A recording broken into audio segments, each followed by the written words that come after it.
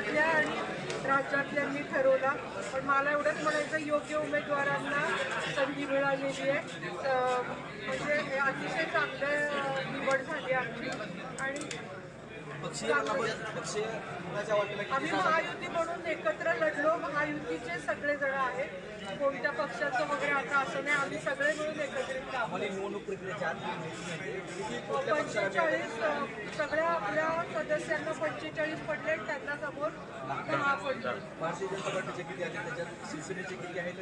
म्हटलं ना, सगळे महायुतीचे.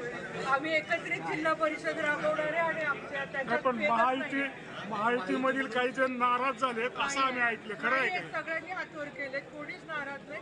आणि आमची एकत्रित टीम सगळे आहेत. कुठे नाराज जरा सांगा, कोणच नाही नाराज. कारण काय, सगळ्यांना पुढच्या टर्ममध्ये जे जे ठरलं असेल त्याप्रमाणे संधी मिळणार.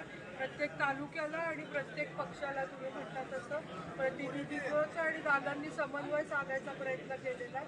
त्यामुळे 45 ही आमची पहिल्या दिवसापासूनचा नंबर आत्तापर्यंत आहे. आणि आम्ही एकत्रित कुठला पक्ष न बघता कोण सभापती झाला याला नाही, त्या तालुक्याला, त्या पक्षाला आणि त्या महायुती आमची स्ट्रॉंग ठेवण्यासाठी, बरोबर खरचडे साहेब, महायुती स्ट्रॉंग ठेवण्यासाठी आम्ही एकत्रित प्रयत्न. सावंत गटाशी या संदर्भात काही बोलणं झालं होतं? सावंत गट झालं होतं, मीटिंग झाली होती.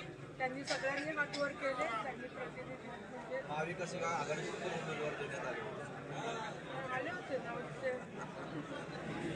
त्यांना एक जास्त पडला, 9 पडायला पाहिजे होतं. मला 946 झाले होते मी. पण एक पण गमतीचा भाग तो काढला. पण झालं, आमची मेजॉरिटी 2/3 आहे.